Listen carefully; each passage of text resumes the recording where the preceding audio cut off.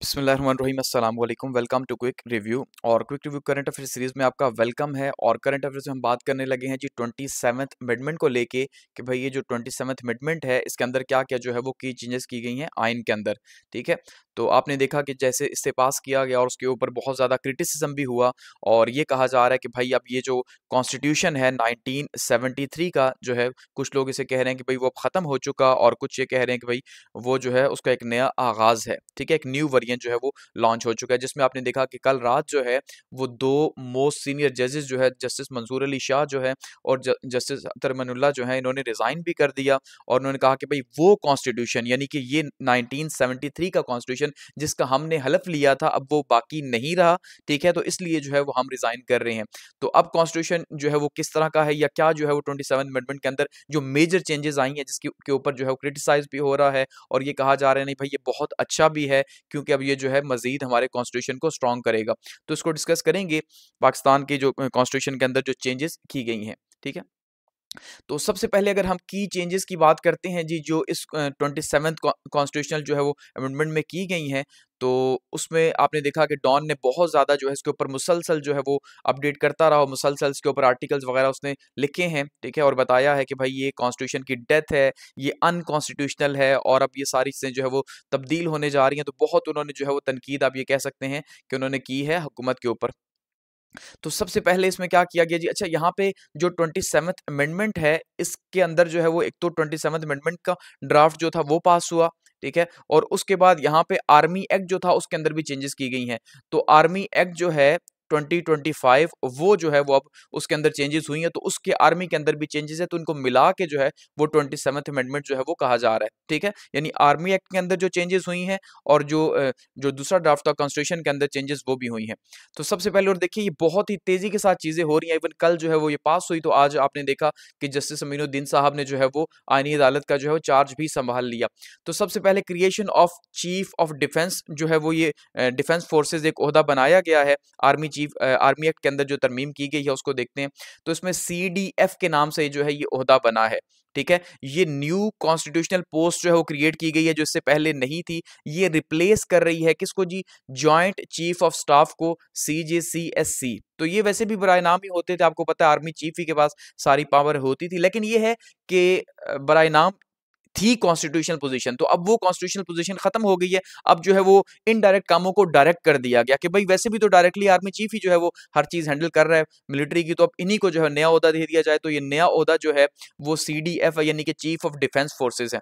तो ये जो चीफ ऑफ डिफेंस फोर्सेज हैं ये आर्मी चीफ जो है वो ऑटोमेटिकली CDF बन जाया करेंगे। ठीक है, जो आर्मी चीफ होगा वो जो है CDF भी होगा, यानी कि वो तीनों फोर्सेज जो है आर्मी का, नेवी का और एयरफोर्स का मुश्तरका हेड भी होगा।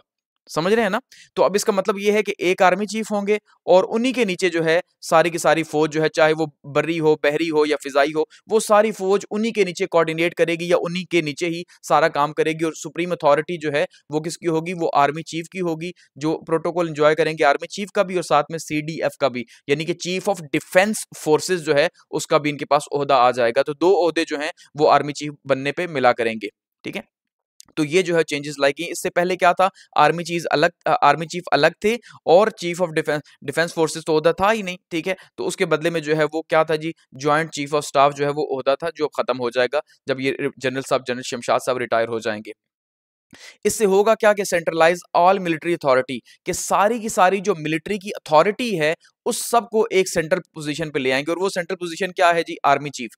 वैसे भी इससे पहले भी यही थे, लेकिन वो अनकॉन्स्टिट्यूशनल था। अनकॉन्स्टिट्यूशनल का मतलब कि कानूनी तौर पे तो मौजूद नहीं था। ठीक है, पता तो वैसे पूरे मुल्क में आर्मी चीफ का ही आपको पता चलती है, लेकिन यह वो कानूनी तो नहीं था, लेकिन अब जो है वो कानूनी हो गया, तो कोई सवाल भी नहीं उठा सकेगा। तो ये जो है वो कॉन्स्टिट्यूशनल पोजीशन जो है वो क्रिएट कर दी गई है। सबसे पहले ये तब्दीली आई है, यानी नया ओहदा। और इस नए ओहदे के तहत जो है वो हमारे जो फील्ड मार्शल साहब हैं, ठीक है जी, वो क्योंकि आर्मी चीफ भी हैं इस टाइम पे, तो इसलिए वो CDF भी बन गए हैं। और इस ओहदे की जो मुद्दत है वो है 5 साल। तो अगले 5 साल के लिए वो जो है जी वो चीफ ऑफ डिफेंस फोर्सेज भी अब रहेंगे। ठीक हो गया। सो इसका मतलब ये है कि अब वो आर्मी चीफ भी हैं, साथ में फील्ड मार्शल भी हैं, और साथ में तीसरा ओहदा जो उन्हें मिल रहा है वो है, मिल गया है, वो है चीफ ऑफ डिफेंस फोर्सेज। और ये अगले 5 साल तक इस ओहदे पे रहेंगे। और जो फील्ड मार्शल हैं वो फील्ड मार्शल तो ताहयात रहेगा। ठीक है, अबोलिशन ऑफ CGCSC। तो जो यहाँ पे पोजीशन थी, न्यू पोस्ट जो क्रिएट की गई है, तो उसके बदले में ये जो chairman of joint chief of staff committee था, ये अब खत्म हो चुका है। ठीक है, इस तरह का कोई ओहदा भी यहाँ नहीं रहेगा। इसको कॉन्स्टिट्यूशन के अंदर से और आर्मी एक्ट के अंदर से जो है वो रिमूव कर दिया जाएगा। अब यहाँ पे कोई नहीं है, और अब जो है वो मिलिट्री लॉज के अंदर से भी इसको रिमूव कर दिया जाएगा। अब क्या होगा जी, अब यहाँ पे जो है वो ट्राई सर्विसेज कोऑर्डिनेशन की जो कहानी थी वो खत्म हो गई है कि भाई एक ओहदा ऐसा है, वो वैसे भी आर्मी को ही मिला करता था। ठीक है, तो एक ओहदा ऐसा था जो तीनों फोर्सेस के साथ कोऑर्डिनेट करता। ठीक है जी, और इस फोर्स का यानी आर्मी का जो हेड होता वो डिफरेंट होता, तो अब वो चेंज हो गया। सबसे पहली चेंज आर्मी एक्ट के अंदर और 27th अमेंडमेंट में ये की गई। दूसरी अमेंडमेंट क्या है जी, 5 स्टार रैंक जो है उसको रेगुलराइज कर दिया गया। पहली बात तो ये है, और उसे जो है वो कॉन्स्टिट्यूशनल प्रोटेक्शन भी दे दी गई। यानी जिसके ऊपर सबसे ज्यादा तनकीद हो रही है, आपने देखा उलमा हज़रात ने भी कुछ तनकीद की है कि एक तो 5 स्टार रैंक, वैसे नॉर्मली जो हमारे जनरल होते हैं वो 3 स्टार रैंक के होते हैं। ठीक है, अब 5 स्टार रैंक का जो है वो फील्ड मार्शल होंगे, या फिर जो है वो एडमिरल ऑफ द फ्लीट होंगे, यानी कि नेवी के अंदर एडमिरल ऑफ द फ्लीट उसे कहा जाता है, और एयरफोर्स के अंदर मार्शल ऑफ द एयरफोर्स कहा जाता है 5 स्टार्स को। ठीक है, इससे पहले जैसे हमने देखा था कि अयूब खान के पास जो है वो फील्ड मार्शल का ओहदा था। ठीक है, तो अब वो जो है वो मिला था आसिम मुनीर साहब को। तो अब ये कहा जाता है कि भाई जो फील्ड मार्शल का ओहदा था ये बराए नाम था, यानी कि ये एक किस्म का एजाजी ओहदा था, कॉन्स्टिट्यूशनल पावर्स इनके पास नहीं थी। लेकिन अब क्या होगा कि इनको जो है वो कॉन्स्टिट्यूशनल पावर्स दे दी गई हैं। ये लाइफ लॉन्ग, यानी जब तक ता हयात, जो बार बार आप लफ्ज सुन रहे हैं कि ता हयात, तो ता हयात ये ओहदा इनके पास रहेगा। यानी ये जो तीनों हैं, अगर तीनों में से किसी को भी ये मिल गया, तो आर्मी चीफ को मिला है, अब जैसे वो फील्ड मार्शल है तो ता हयात रहेंगे। पहली बात तो ये है, और ता हयात वही प्रोटोकॉल, वही यूनिफॉर्म और वही सब कुछ वो एंजॉय करेंगे, वही परसेंट प्रिविलेजेस रहेंगे। ता हयात का मतलब ये है। दूसरा, इन्हें कॉन्स्टिट्यूशनल इम्यूनिटी मिल गई है। ठीक है जी, जैसे प्रेसिडेंट की है, प्रेसिडेंट की दौरान मुद्दत थी, अब दौरान मुद्दत उसके बाद भी रहेगी पूरी जिंदगी, यानी पूरी जिंदगी प्रेसिडेंट के ऊपर कोई मुकदमा या कोई केस वगैरह नहीं हो सकता। इसी तरह से अब ये भी जो है वो पूरी जिंदगी इनके ऊपर, जो फील्ड मार्शल है, इनके ऊपर कोई केस नहीं बनेगा। आर्टिकल 248 के अंदर जो है वो इनको प्रोटेक्शन दे दी गई है। तो इनको भी पूरी जिंदगी के लिए इम्यूनिटी मिल गई है। सही करें, गलत करें, अच्छा करें, बुरा करें, सफेद करें, स्याह करें, जो मर्जी करें, इनको कोई भी कोर्ट पाकिस्तान के अंदर, कोई भी अदालत जो है उसमें इनको नहीं लेके जाया जा सकता। ठीक है, इनकी कोई केस नहीं बन सकता। वैसे नहीं बनता तो अब तो बिल्कुल नहीं बनेगा। ठीक है, और ये इसी तरह से अपना यूनिफॉर्म में रहेंगे और पर्क्स एंड प्रिविलेजेस जो है वो एंजॉय करेंगे रिटायरमेंट के बाद भी। तो रिटायरमेंट तो बेसिकली होगी ही नहीं।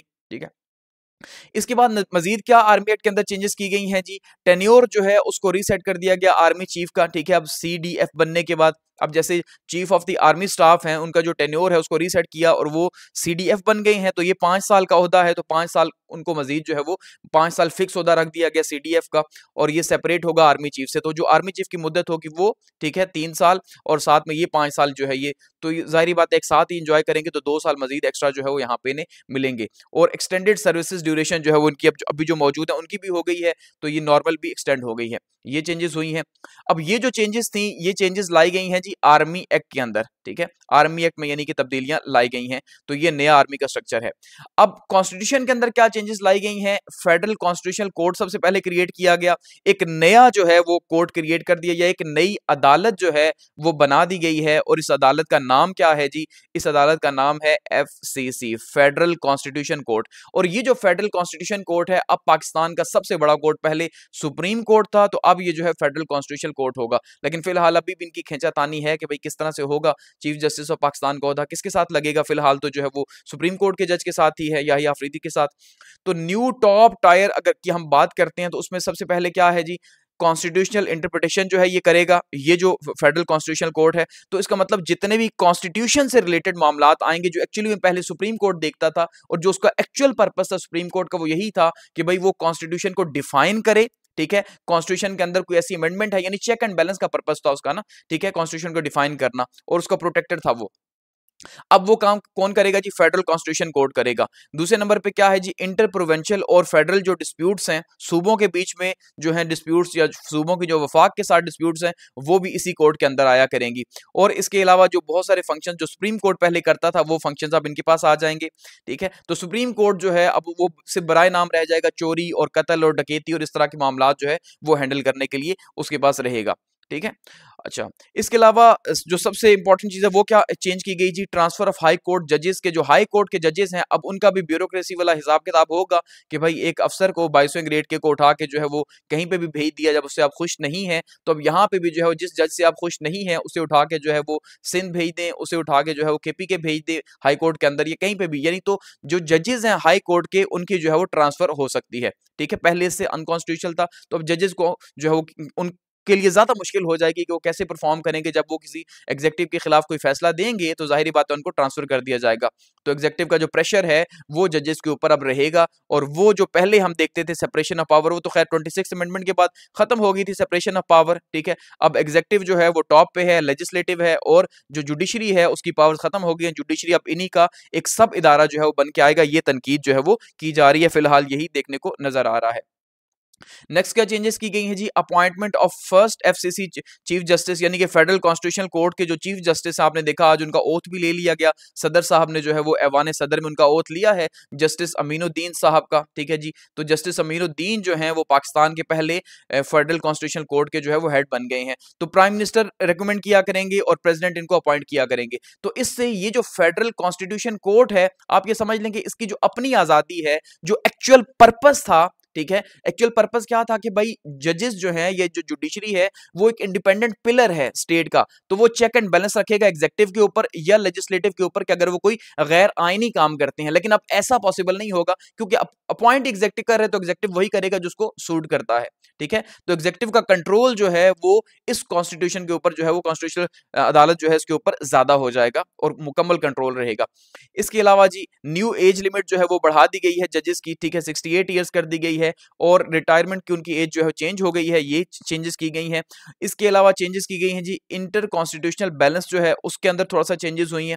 ठीक है, अब इससे जो है वो नुकसान क्या होगा, बेसिकली देखिए, अब यहाँ पे जो है वो मिलिट्री का जो कंट्रोल है वो मजीद स्ट्रांग होगा यहाँ पे, और एग्जेक्टिव का जो कंट्रोल है स्ट्रांग होगा। तो बेसिकली मिलिट्री भी एग्जेक्टिव का ही पार्ट है, समझ रहे हैं। तो अब तो वैसे मिलिट्री पहले भी ऊपर ही थी, तो अब वो मजीद ऊपर आ जाएगी। तो एग्जेक्टिव जो है वो अब जो है वो अदालतों को या इंसाफ के निजाम को हैंडल करेंगे, और ये वो आइडियल तरीका कार है जो कि पहले आपने देखा कि 18 सेंचुरी से पहले पूरी दुनिया में फॉलो होता था, कि जहां पे किंग जो है, बादशाह खुद जो है वो काजी अपॉइंट किया करते थे या चीफ जस्टिस, तो वो उनके खिलाफ फैसले नहीं देते थे, बाकी सबके खिलाफ फैसले दिया करते थे। तो अब ये बादशाहती निजाम पाकिस्तान में किंग का वापस आ चुका है, और बादशाह की तरह जो है वो बादशाह खुद ही देखा करेगा क्या चीज उसे अदालत की सूट करती है, क्या सूट नहीं करती, और उसके अकॉर्डिंगली जो फैसला करेगा।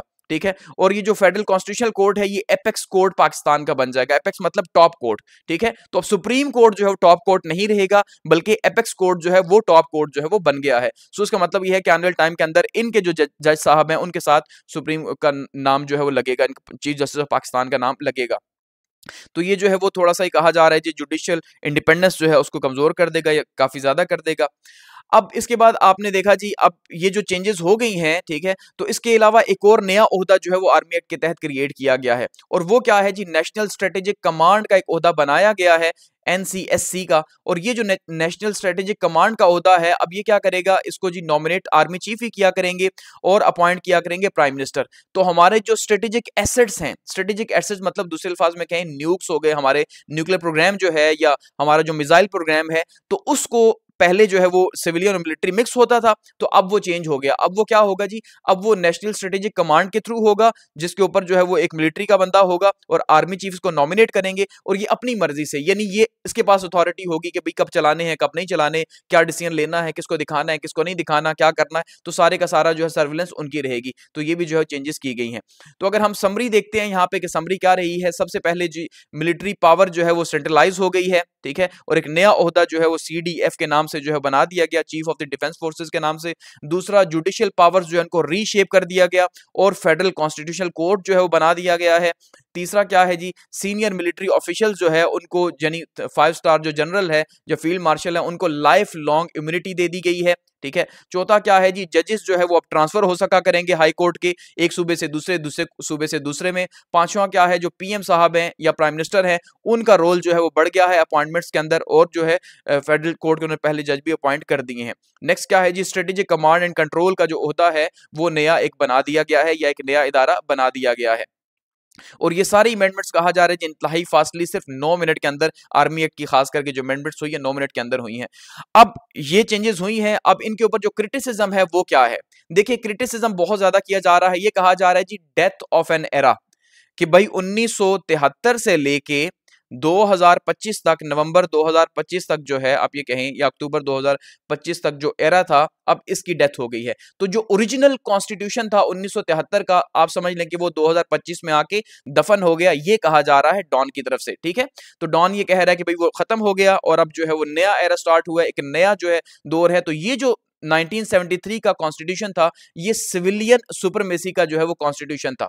ठीक है, और जिसमें जो है वो सेपरेशन ऑफ पावर का कॉन्सेप्ट था। लेकिन अब ये जो नया कॉन्स्टिट्यूशन है, ये जो नई अमेंडमेंट है 27 का नाम दे दिया गया, तो इसके तहत जो है सिर्फ दो ही आपको इदारे नजर आएंगे, लेजिस्लेटिव और एग्जीक्यूटिव, और जो जुडिशरी है वो इनकी सब है। ऑलरेडी जो है लेजिस्लेटिव तो वो सब ही थी। ठीक है, तो अब वो जो है वो एरा जो है वो खत्म हो गया, ये कहा जा रहा है, और इसके ऊपर काफी ज्यादा तनकीद की जा रही है। इससे क्या हो रहा है जी, कि इस टाइम पे जो सबसे बड़ी तनकीद है वो ये है कि भाई जो आर्मी है उसका मुकम्मल तौर पे कंट्रोल हो जाएगा, या आर्मी चीफ का मुकम्मल तौर पे कंट्रोल हो जाएगा एग्जीक्यूटिव के ऊपर भी, लेजिस्लेटिव के ऊपर भी, और जुडिशरी के ऊपर भी। और मुकम्मल कंट्रोल जो है, आप ये कह लें डिफेक्टर रूलर जो है वो आर्मी चीफ या फील्ड मार्शल साहब बन के सामने आएंगे, क्योंकि जाहिर बात है अब जब उनके खिलाफ जो भी कोई मामलात होते, क्योंकि इनको कॉन्स्टिट्यूशन जो है वो सूट नहीं करता, तो इसीलिए मार्शल लॉ लगा करते थे। लेकिन अब मार्शल लॉ की जरूरत नहीं होगी। ठीक है, क्योंकि मार्शल लॉ में फिर जो है वो बाकी कॉन्स्टिट्यूशन तो पीछे हट जाता और फिर डायरेक्टली रूल करना पड़ता। तो अब वो चीजें चेंज हो गई हैं। तो अब यहाँ पे जो है इनकी मर्जी की एग्जीक्यूटिव हुआ करेगी, इनकी मर्जी की जुडिशरी हुआ करेगी, तो हर चीज इनके कंट्रोल में होगी, ये कहा जा रहा है, ये तनकीद की जा रही है। तो सिविलियन सुपरमेसीज जो है वो सारी की सारी खत्म हो गई है, जुडिशियल जो इंडिपेंडेंस थी वो सारी की सारी यहाँ पे खत्म हो जाएगी, ये इनके ऊपर जो है वो तनकीद की जा रही है। और जजेस को मैनेज करना, कॉन्स्टिट्यूशन को या अदालतों को मैनेज करना जो है वो आसान हो जाएगा हर चीज को, क्योंकि अब वो कॉन्स्टिट्यूशनल हो चुका है और ना ही इनसे कोई पूछ सकेगा। यानी जिसको उठा के मारें, फेंकें, यहां करें, वहां पॉइंट करें, जो मर्जी है करना है करें, अब इनके ऊपर सवाल नहीं उठाया जा सकता। समझ रहे हैं, क्योंकि सवाल जब नहीं उठाया जाएगा तो फिर जो है कोई बात भी नहीं करेगा। तो ये थी जी 27th अमेंडमेंट और उसके जो है वो सीधा सीधा कुछ नुकात। Thanks for watching.